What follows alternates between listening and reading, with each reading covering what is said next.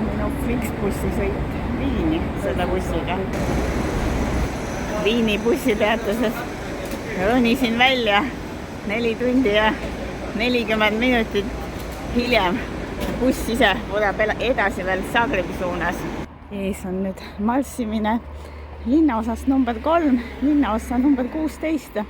Linnaosa number 3, kus see bussijaam oli, jääb ida poole ajaloolist keskust ja linnaosa number 16 jääb kaugele teisele poole. Nii et saan näha Viini erinevaid piirkondi.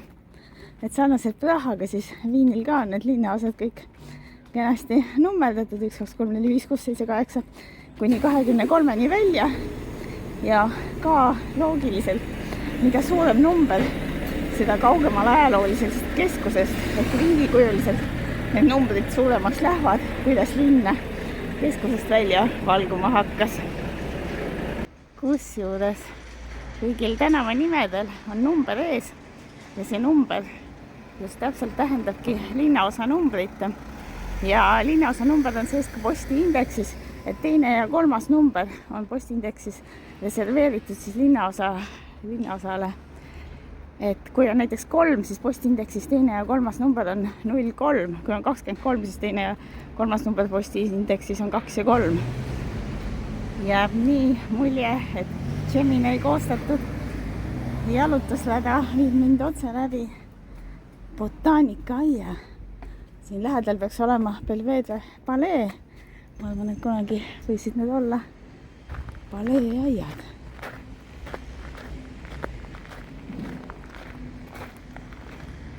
Siin hakkab juba natukene lilline olema.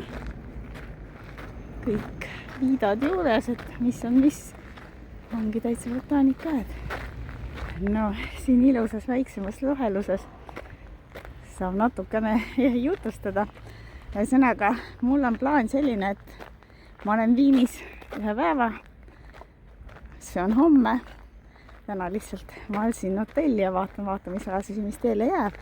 Aga mõte oli see, et suurt Viinilinna ringkäik või ajaloo osa ma tegema ei hakka. Et selles suhtes on see Viin nii suur linn, et suur ja sügav, et ühe päevaga siin kindlasti midagi avastada ei jõua. Korra kiikasin Wikipediasse, et mis siis Viinis vaadata on. Ja kultuur. Et enam kõik heliloojad, keda ma keskkooli ajast muusika ajalootunnist mäletan, enam kõik on kas Viinist pärit või siis on Viinis elanud ja olulise osa oma loomingut teinud. Ja täpselt samuti kirjandus ja teadus ja eks sellega seotud vaatamisväärsusi on siin muidugi palju, lisaks arhitektuuri, romaanistiilist, barokist, jugendstiilist, mingi Viini oma stiilidest, et selles mõttes kultuuri- ja ajaloohuvilistele on Viin väga suur, sügav, väga palju vaatamist. Aga kuna ma olen siin rohkem nagu läbisõidul, siis ma siia praegult süvenema rohkem ei hakka. Lihtsalt, mis teele jääb. No näiksi sedamoodi, et uhke Belvedere palee on praegult taastamisel või renoveerimisel. Mingid ehitustööd siin käivad. Gemini oli lahke sõnaline, et see olevat üks kõige hämmastavamaid barokkstiilis losse kogu Euroopas.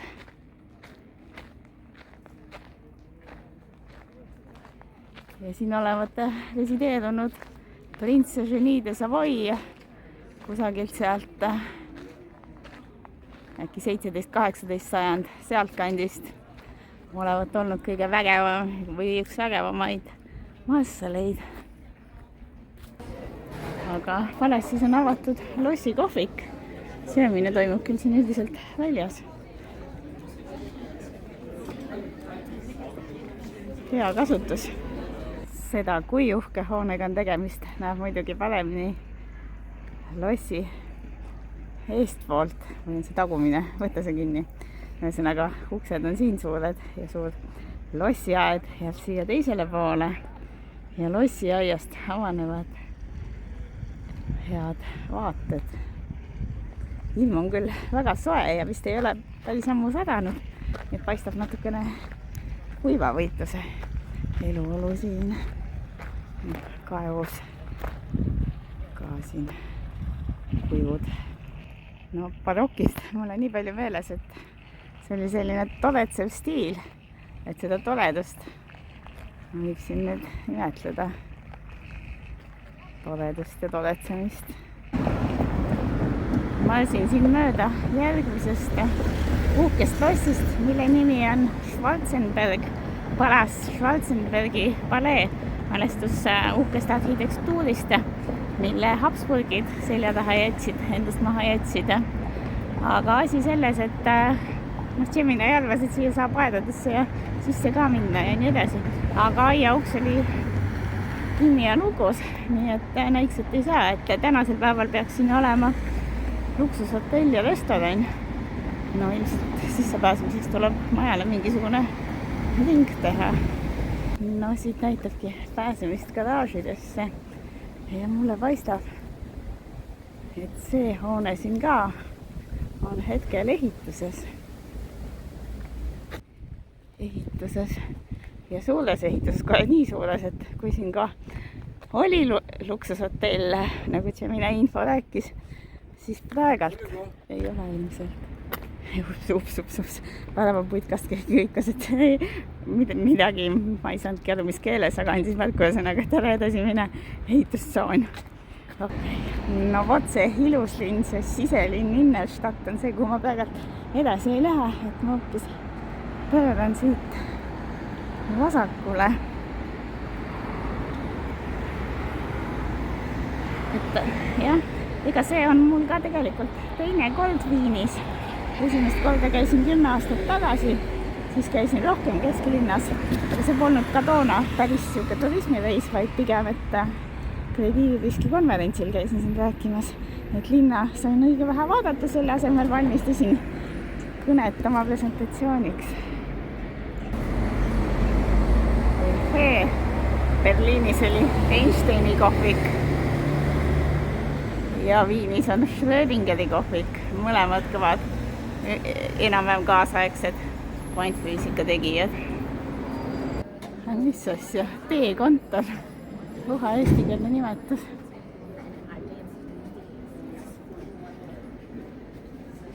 Paistab olema siuke rohkem nagu joomakoht.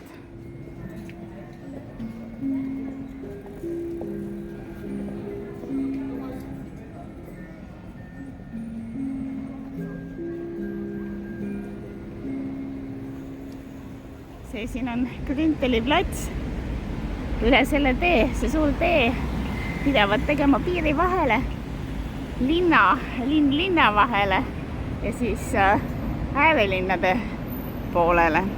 Et nüüd ma siis liigun äärelinnadesse. Seletasin seal putkadel õnnetult, et mul münti ei ole, sest nad kõik said rahas otsa ja siis mees lasin tasuta sisse.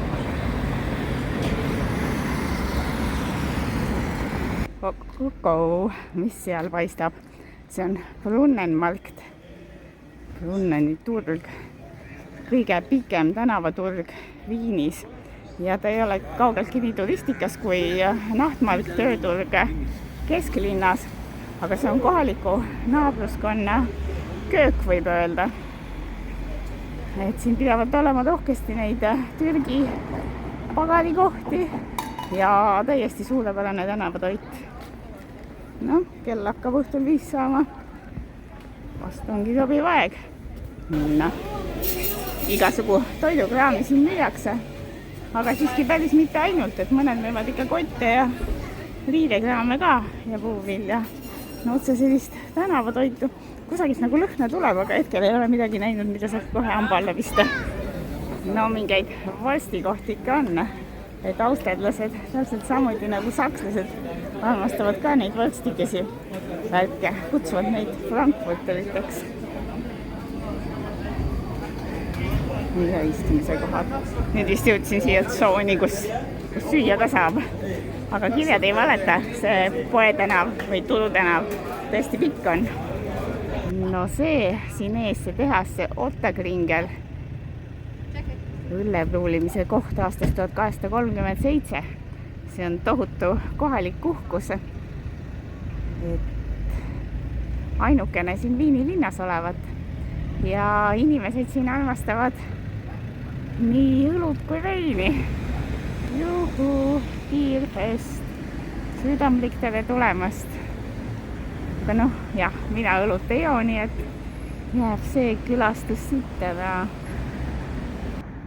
Aga noh, tehase territoorium, kõik need kastid ja vagunid ja vägevad sissepääsud ja see hoone ise, need on muidugi võimsad. Jõudsin enda hotellituppa Austrias. Et lõpus läks veits jooksuks, sest ma avastasin, et check-in on 3-6 õhtul ja mul oli mingi pool tundi 6 ja siis veel oli vaja poes käia. Aga jõudsin õigeks ajaks.